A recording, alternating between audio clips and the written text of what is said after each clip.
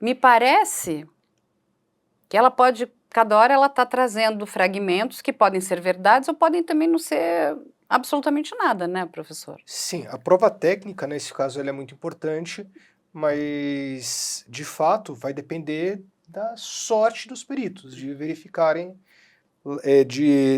das marcas no corpo ou das marcas dentro da casa terem sido preservadas, né, das lesões terem deixado marcas que sejam capazes de identificar alguma coisa. Então, por exemplo, se em algum momento ela foi sufocada por alguém, em alguns casos é possível verificar se a mão da pessoa era grande ou pequena. Óbvio, não dá para falar, olha, não vai aparecer a digital da pessoa no pescoço da criança, mas se a mão dela for muito menor do que a mão do pai, talvez seja possível fazer essa diferenciação. E com base nessas provas técnicas, vão sendo descartados as contradições, as mentiras, e tenta-se construir esse quebra-cabeça que com certeza vai faltar alguma peça lá no final.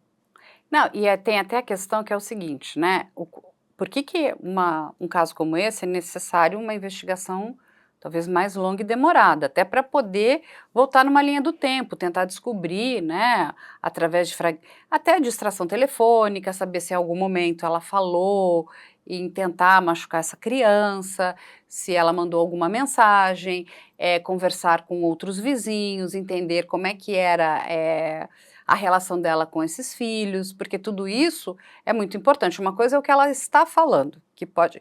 E a gente sabe, né, aprende até com os próprios advogados, que infelizmente as pessoas mentem. E aqui no nosso país é permitido que eles mintam, né?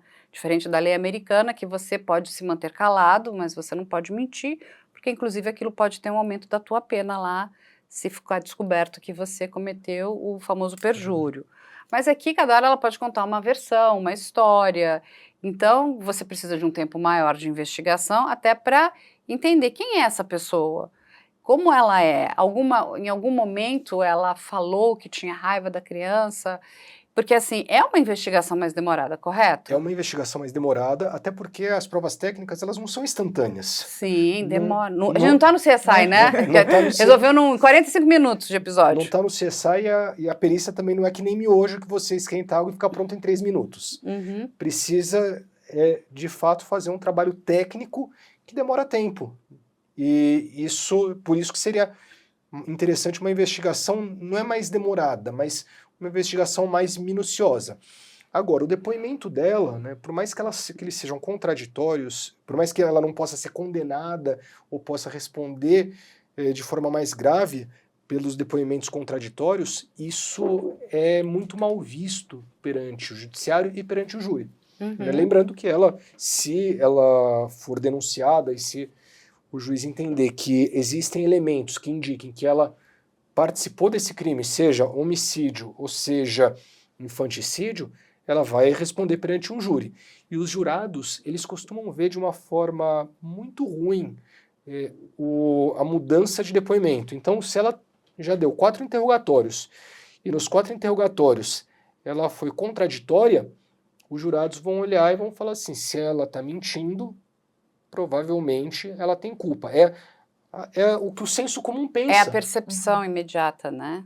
Todos nós temos essa percepção. Então, se a gente vai confrontar um amigo sobre algo que ele fez, ele conta uma versão para você, mas ele contou uma versão diferente para outra pessoa, você vai falar, pô, ele está mentindo. Se ele está mentindo, significa que ele é culpado. Então, ele está errado nisso aí. É a percepção natural. E os jurados também têm essa visão. Então, se ela contou, já apresentou 4 depoimentos, apresentar um outro depoimento na primeira fase do júri, e no júri apresentar uma sexta versão, os jurados vão olhar e vão falar, olha, se ela está mudando toda hora de versão é porque ela quer esconder algo que ela fez. E isso vai prejudicar. Isso eu não estou fazendo um pré-julgamento, estou falando como os jurados vão entender o que ela... Sim, concordo plenamente. E Beatriz, uma questão que é bem interessante, é muito complicado você sustentar uma mentira, né? Porque quando algo de fato acontece na sua vida, aquilo fica retido, não é isso? Então, sempre digo que a verdade é um caminho reto, a mentira é que nem uma árvore, cada hora cresce para um lado, a gente não lembra o que que a gente contou e acaba em determinado momento se contradizendo, se confundindo. Explica pra gente aí, Beatriz. Para você mentir, você vai usar uma área do seu cérebro, né, que a gente chama de massa branca, que você vai criar uma história. Mas até aí a gente criar histórias e tudo mais, a gente consegue fazer isso. Para que essa mentira se perdure, você precisa ter a vivência e a experiência. E aí é que as pessoas se confundem entre fantasia e realidade. Quando a gente vai mentir, a gente faz um esforço muito grande, porque a gente acaba se enrolando com a mentira, com medo de ser pego, a gente coloca detalhes que a gente não lembra depois. Porque quando a gente está criando uma história que não é verdadeira, os detalhes eles servem para preencher lacunas que a nossa memória muitas vezes não consegue captar. Então, quando eu vou te contar uma mentira, eu posso falar que a minha roupa era verde e a minha memória não capta isso, porque no momento de criação, esse fato não é importante. No caso dela, que ela fala que não morava sozinha, e aí viram a roupa, e aí ela falou que foi o primo, me surge a dúvida se ela fez por vontade própria ou se ela foi instruída por ele, de alguma forma. Porque Sim. ele já sabia que ele tinha passagem, que ele era procurado, e o quanto que ela foi orientada por ele. E você sabe que ouvindo, né, a Beatriz aqui falar com a gente, me lembrou muito do julgamento ali, porque foi um julgamento civil, não foi um julgamento criminal, da Amber Heard e do Johnny Depp, aonde a peça-chave foi uma psicóloga ali, né, que vai trazer toda a personalidade da própria Amber, né, a questão da mentira, a questão, porque aquilo foi um impacto tão forte, porque ela tinha o controle da narrativa de que ela tinha sido a vítima e ele o agressor, quando a psicóloga explica que não, vítima era ele e ali possivelmente a agressora. Lógico que em determinados momentos um também era agressor, outra era vítima, mas a estrutura toda que foi criada, ele acabou, né, conseguiu ficar demonstrado de que ela mentia. E o quanto ela foi pega nessa mentira, né? Ela criou invenções, né, de coisas que nem existiam, né, maquiagem que não tinha nem sido lançada na época. Enfim, ela foi pega em coisas muito bobas, né? Foi pega naquela coisa do detalhe, né? Meu avô sempre dizia que o diabo mora no detalhe, né? Se você não se, é o que ela falou aqui, você não tem essa, porque você de fato não está falando a verdade. O quanto que a gente perde, eu acho, até no nosso sistema, né, jurídico penal, de não termos mais, né, a questão da área da psicologia, principalmente em crimes como esse, para tentar explicar, né, esse monte de lacunas dentro desse quebra-cabeça de muitas coisas que a gente, de partes que a gente não vai ter, né? O sistema de justiça brasileiro, ele ainda é muito arcaico. Ele não evoluiu desde 1940, aliás, evoluiu muito pouco.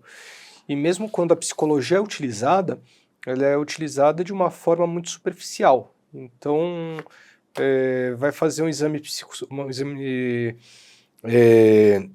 Criminológico, não? criminológico no caso de execução, mas um exame, por exemplo, psicossocial, Tá. que para verificar o caso, né, geralmente é feito em casos de estupro em que envolve menores.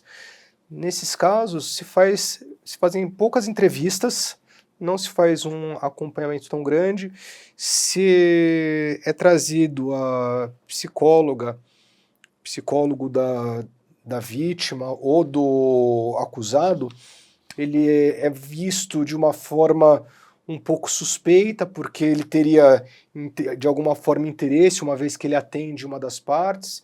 Então, ainda no Brasil, não se utiliza da forma que deveria ser utilizada, como nos Estados Unidos, por exemplo, com um agravante, né? Com o principal, aliás, alguns agravantes, o principal deles é a falta de estrutura. Então, Mas a gente perde muito, né, professor? quantos psicólogos existem dentro do sistema judiciário? Se nós formos verificar cidades grandes, existem psicólogos no fórum. Agora, são poucas os fóruns do interior, as cidades do interior que possuem um psicólogo. E a outra questão é que no sistema americano, as provas elas são muito mais analisadas pelas partes, pelos jurados, e no sistema brasileiro é tudo muito limitado, de uma forma que a análise não é tão grande como nos Estados Unidos, em que o júri, nos Estados Unidos o júri existe para quase tudo, né, inclusive casos cíveis, Tudo passa pelo júri. e dura dias. Sim. No Brasil, dificilmente um júri, né, o júri só acontece em casos de crimes dolosos contra a vida no Brasil, e dificilmente um júri dura mais do que um dia no Brasil.